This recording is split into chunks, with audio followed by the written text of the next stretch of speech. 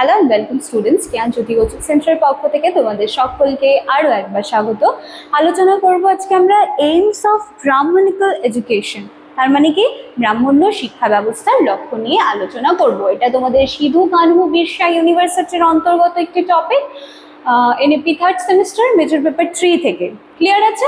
চলো আচ্ছা, এবার একটুখানি বলে দিচ্ছি, তোমরা যারা চাইছো আমাদের সাথে যোগাযোগ করতে, সেক্ষেত্রে বোর্ডের কর্নারে দুটো কন্ট্যাক্ট নাম্বার দেখতে পাচ্ছ। নাম্বার দুটি হলো আমাদের জ্ঞানজ্যোতি কোচিং সেন্টারের অফিসিয়াল হেল্পলাইন নাম্বার। তোমাদের কোনো ডাউটস বা কোয়ারিজ থাকলে আমাদের সাথে কিন্তু তোমরা সরাসরি যোগাযোগ করে নিতে পারছো। এছাড়া থাকলো কোর্স ফির বিষয়টা, মেজর স্টুডেন্টসদেরকে পে করতে হবে 1299 টাকা এবং মাইনর স্টুডেন্টসদেরকে সেক্ষেত্রে পে করতে হচ্ছে মাত্র 699 টাকা। এই হচ্ছে পুরো গল্প। এছাড়াও আরও কোনো ডাউট কোয়ারিজ থাকলে নির্দ্বিধায় কল করে নেবে। চলো তাহলে আলোচনার বিষয়ে আসা যাক। দেখো, মূল দর্শন আধ্যাত্মিকতা। কি বলা হচ্ছে?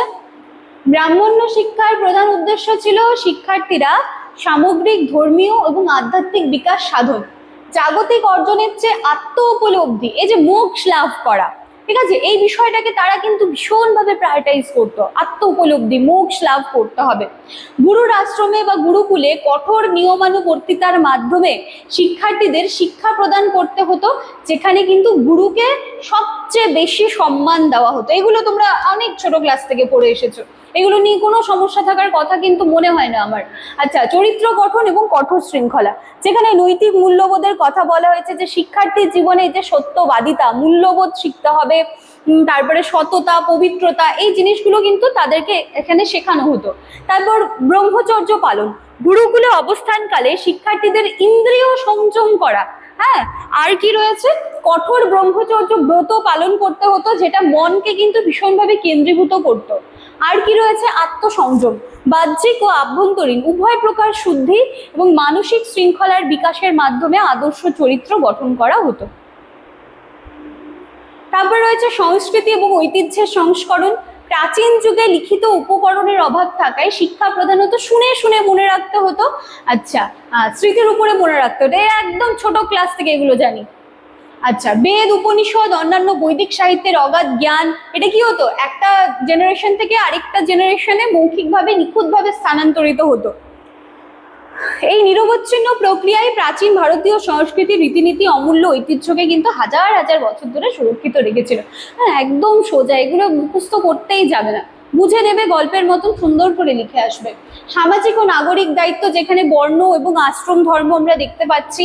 সমাজে নিজের নির্দিষ্ট বর্ণ এবং জীবনের পর্যায় বা আশ্রম, এই যে চারখানা, এই যে জায়গাটি রয়েছে, ব্রহ্মচর্য, গার্হস্থ্য, বানপ্রস্থ, সন্ন্যাস, এগুলো আমরা জানি না, খুব ছোট ক্লাস থেকে জানি তো, মোটামুটি ক্লাস 8 থেকে 5-6 থেকে এই জায়গাগুলো আমরা জানি।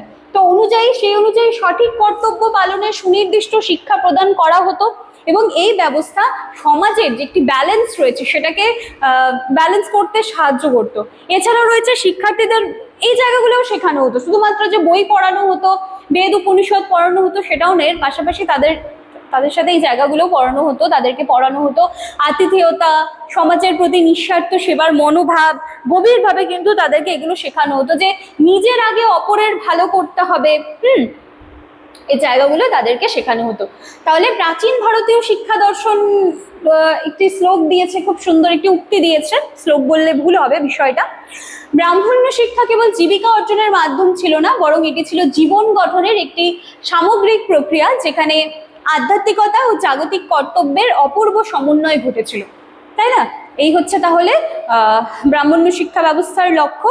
আশা করছি সকলে বুঝতেই পেরেছো। এছাড়াও যে যার কাছে যা সোর্স রয়েছে, যে যেখান থেকে পড়ছো সেখান থেকে সুন্দর করে বুঝে নিয়ে পড়ে নেবে, এটা একদম কঠিন নেই। এবং যারা আমার পেড ব্যাচের ক্লাসে জয়েন করবে তাদের সাথে তো আমি ডিটেইলস আলোচনা করব। তো চলো, আজকের ক্লাস বা আলোচনার বিষয় এখানেই শেষ করছি। দেখা হচ্ছে আবার নেক্সট দিনের ক্লাসে। Thank you.